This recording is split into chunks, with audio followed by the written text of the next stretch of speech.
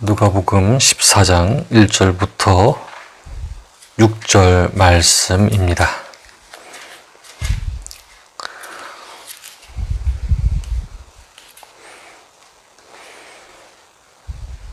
제가 가진 성경책으로는 신약 119쪽에 있습니다. 한 절씩 돌아가면서 말씀 읽도록 하겠습니다. 안식일에 예수께서 한 바리새인 지도자의 집에 떡 잡수시러 들어가시니 그들이 엿보고 있더라. 주의 앞에 수중병 든 한 사람이 있는지라. 예수께서 대답하여 율법 교사들과 바리새인들에게 이르시되 안식일에 병 고쳐주는 것이 합당하냐 아니하냐.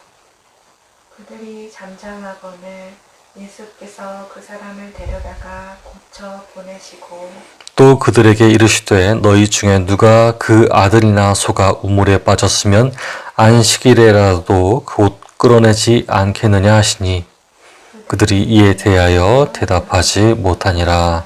아멘. 오늘은 버릴 수도 없고 가질 수도 없는 이라고 하는 주제로 말씀을 전하겠습니다.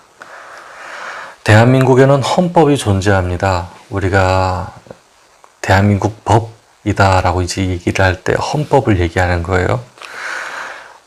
그 헌법은 바로 대한민국 국민이 된 사람들에게 적용하는 법입니다.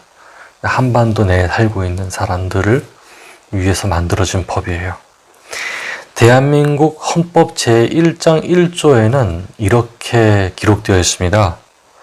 대한민국은 민주공화국이다. 대한민국의 주권은 국민에게 있고 모든 권력은 국민으로부터 나온다 라고 되어 있어요. 맞아요. 대한민국은 민주공화국이네요. 민주주의 국가예요. 그리고 대한민국의 주권은 국민에게 있다는 것이 명시되어 있어요.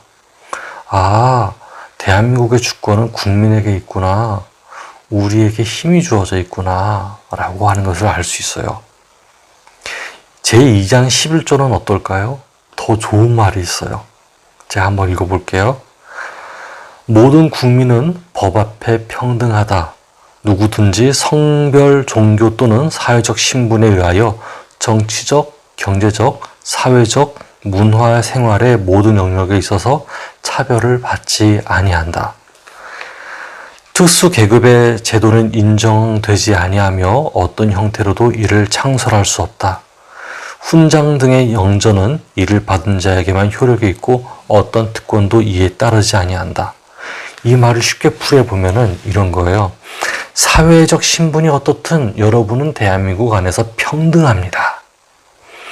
사회적 특수 계급의 제도를 인정하지 않습니다. 왜? 평등하기 때문에. 누가 난 특수하다 해서 다른 사람들 위에 서려고 한다면은 우리는 그것을 인정하지 말아야 합니다. 심지어 훈장 받은 사람도 법 앞에 평등합니다. 라고 이야기를 해요. 이게 바로 대한민국 헌법에 있는 첫 구절에 나오는 이야기들이에요. 이런 면에 있어서 6.25 전쟁은 이런 대한민국의 헌법을 사수하기 위해서 그리고 그 반대 세력과 투쟁한 선조들의 위대한 정신이라 할 수 있겠어요. 북한은 이제 김일성이라고 하는 그런 특수계급들이 지배하는 곳이에요. 그 사람들의 말을 듣지 않으면은 무조건 형벌을 받는 곳이 바로 북한이에요. 그러나 오늘날을 보면 정치를 맡은 사람들이, 부유한 사람들이, 심지어 서민들까지도 특수계급을 만들어가면서 권세를 누리고 싶어 하는 모습이 보여요. 나 뭔가 좀 잘났어. 나 국회의원이야. 나 누구누구 어느 마을의 이장이야. 나를 섬겨. 나를 존중히 여겨. 이런 게 되게 많아요. 섬기려고 하기보다는 또는 당신과 나는 평등합니다 라고 얘기하기보다는 내가 더 잘났으니까 음식점 종업원한테 막 행패 부리고 내가 최고인데 내가 섬김받아야 되는 마땅한 사람인데 네가 어떻게 감히 나를 섬기지 않아. 이런 형식으로 나아가요. 이게 참 보기가 안 좋은 것 같아요. 모든 국민이 다 그런 건 아니에요. 그렇지만은 너무 자기의 권위를 주장하는 사람들 때문에 겸손하고 성실한 사람들이 힘들어한다는 건 사실이에요. 가슴 아픈 6.25 전쟁이 발발하고 나서 오랜 세월이 흘렀습니다. 하지만 법 앞에 평등하기는커녕 서로 법의 잣대가 되기 위해서 노력하는 모습이 많이 보여요. 내가 볼 때 넌 잘못했어. 내가 볼 때 너는 아니야. 내가 볼 때 너는 나보다 낮아. 자꾸만 직급을 나누고 나보다 남을 더 좋게 여기는 것이 아니고 더 하대하는 사람들이 되게 많이 보여요. 교회는 다를까? 아닌 것 같아요. 감리교와 장로교, 때로는 작은 교단에서도 높은 자리를 차지하려고 애쓰는 사람들이 보여요. 아, 내가 어느 교회 장로인데 말이야. 아, 내가 어느 교회 목사인데 말이야. 아, 내가 어느 교회에서 이만한 세력을 가졌는데 말이야. 그렇게 자랑하는 사람들. 그런 사람들을 보여요. 교역자뿐만 아니라 성도들 사이에서도 높은 자리를 차지하려고 하는 사람들이 보여요. 대규모 단체에서 소규모 단체에서 이르기까지 사람들은 서로 누가 더 높으냐, 내 말을 들어라 라고 이야기하는 사람들이 많이 보이는 것 같아요. 새로운 세대의 자녀들이 아버지, 어머니 이제 그만두세요. 우리는 그걸 원하지 않아요. 그리고 그것은 잘못된 거 아니에요. 얘기를 해도 쉬 버릴 수 없고 또 가질 수 없는 자리를 가지고 치열한 싸움을 벌이고 있어요. 여담이지만은 제가 어렸을 때 이거 있었어요. 아파트 그 동장이 있어요. 아파트에 A동, B동, C동이 있으면은 서로 자기가 동장하겠다고.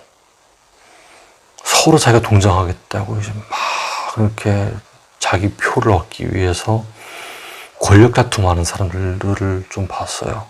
그럴 때마다 야, 저 동장이란 게 뭐길래 저렇게 권력 다툼을 하나. 알고 봤더니 돈 때문이었어요. 동장하게 되면은 돈이 생기거든요. 그 돈 하나 얻으려고. 그 책임을 다해서 내가 이 사람들에게 좋은 사람이 되겠다라고 하는 마음보다는 그 돈 몇 푼 얻으려고 동장하고 싶어서 그냥 난리를 피우시는 분들이 계세요. 이런 것을 좀 주의해야 되지 않을까 싶어요.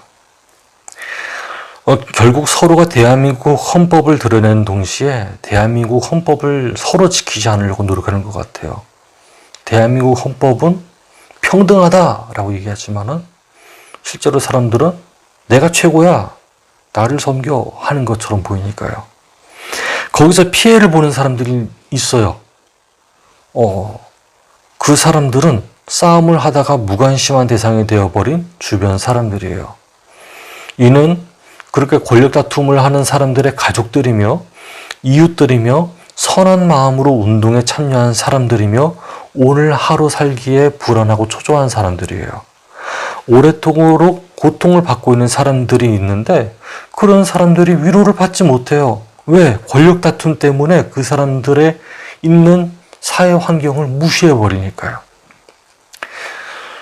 오늘 본문에서 들려주시는 예수님의 말씀은 어떻게 보면 그런 사람들을 향해서 하시는 말씀 같아요.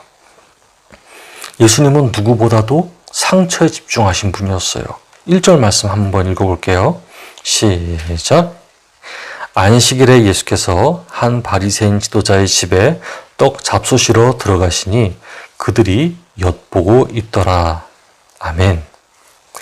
예수님이 한 바리새인 집에 초대를 받으셨어요. 예수님, 우리 집에 식사가 준비되어 있습니다. 오세요. 맛있게 드세요. 초대를 받았어요. 이스라엘 관습으로 식사 초대는 상호 신뢰의 장소이자 연약함을 털어놓는 장소였어요. 식사 자리에는 적군이 없어요.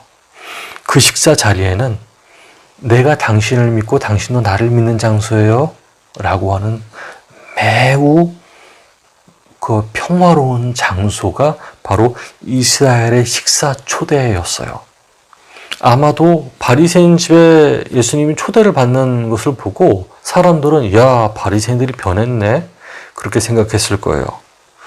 그렇지만 초대한 자들의 눈초리가 예사롭지 않아요. 그들은 예수님의 행실을 엿보고 있었어요. 남 몰래 가만히, 그리고 때를 노려서 기다리고 있었어요. 무언가 예수님 앞에 함정해 있는 것처럼 보여요. 2절 같이 읽어볼게요. 2절입니다. 시작. 주의 앞에 수종병 든 한 사람이 있는지라. 아멘. 예수님의 바로 앞에 선 사람이 있어요. 딱 한 사람. 수종병에 걸렸대요. 이 수종병은 물이 차서 심장, 신장, 간장 등을 압박하고 몸이 붓는 병이에요. 흔히 복수가 찼다고 얘기하는데, 봐봐요. 지금 심장과 신장이 옆에 있어요. 그리고 간장에 물이 빵빵하게 찼어요. 물이 차 있으니까 숨을 쉬기 힘들어요. 그리고 이 장기들이 물이 차서 빵빵하게 부풀어 있으니까 이 통증이 어마어마해요. 찢어질 것 같아요. 마치 터질 것 같아요. 그러니까 그 아픔을 견디면서 살아야 되는 게 바로 그 수종병이었어요. 심지어 옛날에는 그 수종병을 고칠 수 있는 의료 기술이 없기 때문에 이 사람은 죽지 못해서 사는 거예요. 너무나 고통 속에서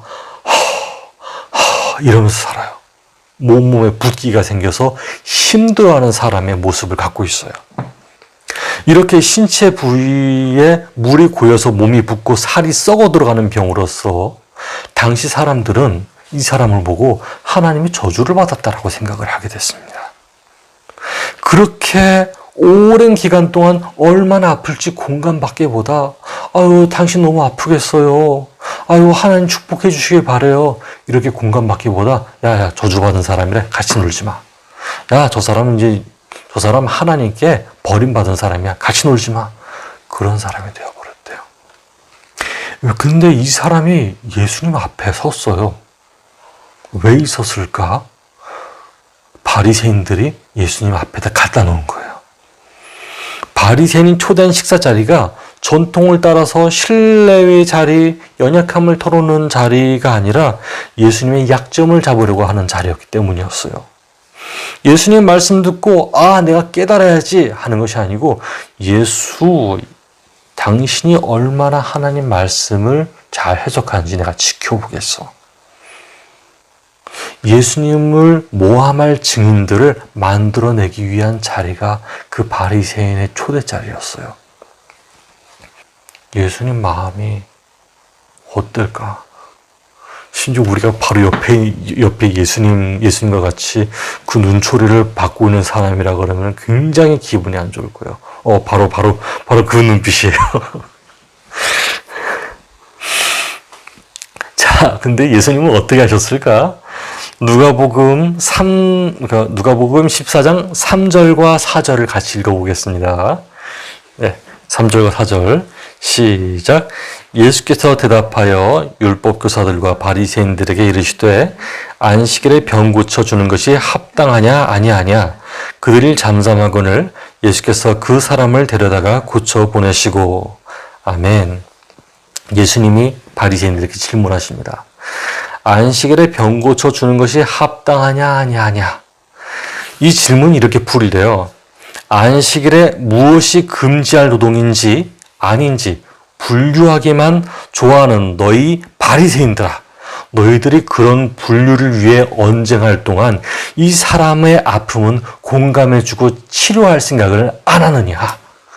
이게 바로 예수님의 말씀이었어요. 바리새인들은 예수님의 말처럼 실제로 언쟁하기를 좋아하는 사람이었어요. 자신의 옳음을 증명해내기 위해서 하나님이 생각하신 하나님의 뜻보다 율법에 대한 해석에 있어서 열중이 많은 사람이었어요. 즉 그들이 옳다고 주장하는 것이 성경보다 훨씬 앞서 있는 사람들이었어요. 그 증거를 뒷받침하듯 사내들인 문서는 이렇게 기록을 해요. 제가 읽어볼게요. 바리새 서기관들의 가르침을 지키는 것이 성경을 지키는 것보다 훨씬 엄중해야 한다. 이렇게 쓰여 있어요. 다시 말해 바리새인들의 가르침은 그 앞에 고통받는 사람이 있다고 한들 그들의 고통보다 최우선으로 해야 되는 것이 있었어요. 바리새인 앞에 또는 많은 사람들 앞에 이 사람이 지금 너무 고통을 받아 지금 빨리 치료를 해야 돼. 하지만 바리새인이 아니야. 지금 하는 것은 하나님이 싫어하시는 거야. 하면서 그 사람을 고치지 못하게 하는 것. 이것이 바리새인의 권세였고 바리새인이 하는 행동이었어요. 오늘날 부부가 싸우는 모습을 심심치 않게 보게 돼요. 다른 나라에서 벌어지는 이야기가 아니고 드라마에서만 나오는 이야기가 아니고 사람 사는 곳 여러 곳에서 보여지는 것이 바로 부부싸움이에요. 싸우는 부부는 서로가 가장 옳은 입장을 가지고 있다고 생각을 해요. 자신이 옳음을 고함을 질러대는 것으로 표현하기도 하고 때로는 물건을 부수면서 자신의 옳음을 나타내기도 해요. 어느 때는 아이가 상처 입어 울고 있을 때에도 그 옳음을 증명하는 데 치우치다 보니까 아이의 상처는 나물러 하라는 분도 계세요. 그래서 아이는 상처를 그때 치유받지 못하고 상처를 그대로 고스란히 안고 성인 된 사람들도 있죠. 그러면 주변 사람들은 그런 현상을 보고 이렇게 얘기를 해요. 야, 그 부모는 잘못됐어. 그 부모는 자녀를 먼저 돌볼 줄 알아야 돼. 애가 무슨 죄야? 라고 얘기해요. 그런데 이런 사람들의 말을 듣지 않아도 돼요. 왜? 정치도 똑같기 때문에요.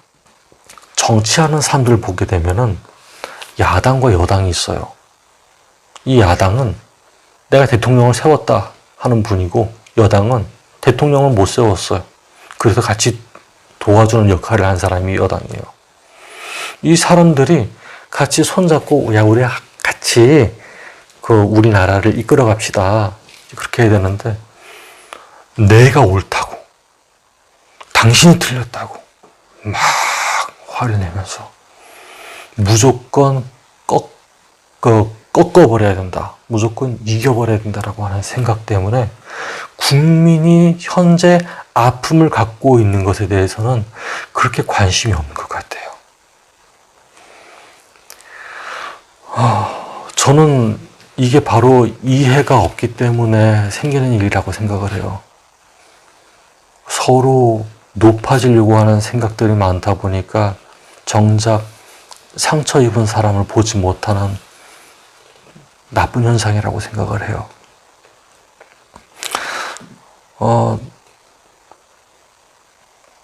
부부가 옳음에 대해서 논쟁하는 것 자체가 나쁜 일이라고 얘기할 수는 없어요. 사실 부부싸움은 당연히 일어나요. 어째서 삶을 살아온 방식이 다르기 때문에. 그래서 서로가 대화를 통해서 서로 맞춰가는 것이 필요해요. 그런데 너무나 격렬히 싸우다 보니까 너무 감정적이다 보니까 왜 싸우는지의 목적을 잃어버리게 되면은 상대방을 비난하고 헐뜯는데 혈안이 되고 심지어는 그것 때문에 자기 자녀들까지 소외시켜버리는 그런 현상을 갖게 돼요.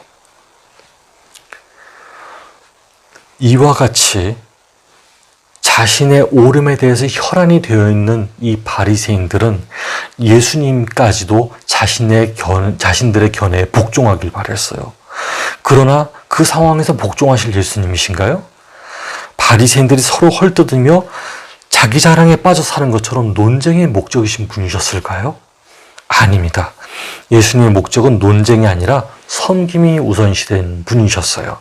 그렇게 수종병 든 사람을 고쳐주세요. 논쟁하기 앞서 먼저 섬기신 예수님은 이제 바리새인들에게 눈을 돌려서 그들에게 논쟁하십니다. 자, 5절을 함께 읽어볼게요. 5절입니다. 시작. 또 그들에게 이르시되 너희 중에 누가 그 아들이나 소가 우물에 빠졌으면 안식일이라도 곧 끌어내지 않겠느냐 하시니. 아멘. 예수님 말씀은 다음과 같아요. 너희가 귀중히 여기는 아들이나 귀한 재산이 되는 소가 우물에 빠졌다면 안식일에도 끌어내지 않겠느냐. 하나님의 뜻은 사람에게 있는데 언제까지 안식일 노동 때문에 논쟁하겠느냐. 이렇게 얘기하세요. 우리가 바리새인처럼 계속 이야기한다는 것은 어떻게 보면은 너무 엇나간 게 아닌가 생각이 돼요. 주일 예배를 드리는 것이 마치 안식일처럼 돼가지고 하나님의 안식일 거룩하게 지키라고 했어. 그러니까 주일도 안식일처럼 목숨 걸고 지켜야 돼 라고 하는 분들의 말을 계속 듣게 돼요. 그걸 자꾸 생각하게 돼요. 예수님 말씀은 그게 아닌데 지나친 헌신과 지나친 봉사를 하게끔 얘기하는 것 같아요. 이게 어떻게 보면은 그러는 중에서 진짜 안타깝게 여겨야 되는 것들을 버린 것 같아요. 예수님 말씀하신 건 뭘까? 안식일을 지키는 것은 사람을 위함이지 왜 그렇게 섬김과 봉사에 대해서 목을 매야 되는지 잘 모르겠어요. 물론 섬김과 봉사는 중요한데 그 주일날에 너무나 교인들을 힘들게 하는 만큼 그렇게 해야 될까? 그 생각이 들어요.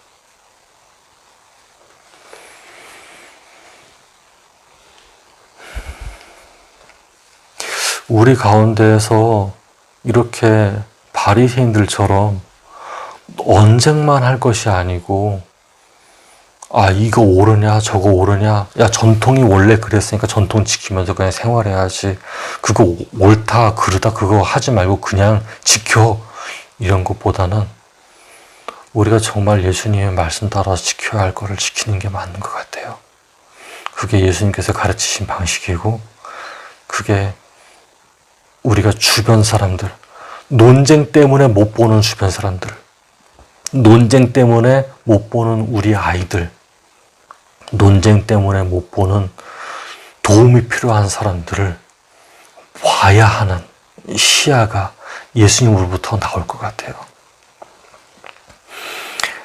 이렇듯 우리도 예수님의 마음 본받아서 우리 자신의 옳음을 외치기보다는 주변 사람들에게 시선을 돌리며 그들을 사랑하는 방법을 더욱더 자세히 알아가는 저와 여러분 되기를 원합니다. 기도하겠습니다. 하나님 감사합니다.